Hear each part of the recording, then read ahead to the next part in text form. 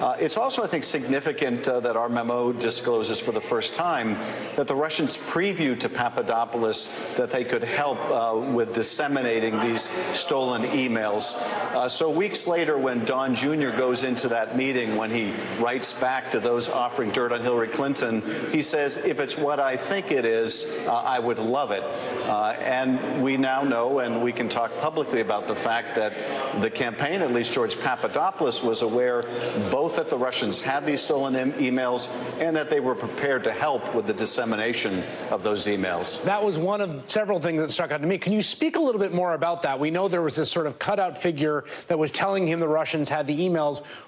Tell us, what do they say further about help in disseminating them? Well, unfortunately, I can't go beyond what the Department of Justice has authorized us to disclose in the memo.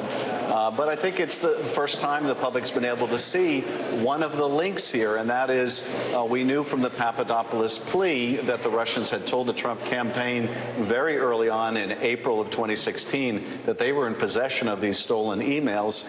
We now know that the Department of Justice presented to the FISA court information that the Russians previewed what they would do with this information, their dissemination of it.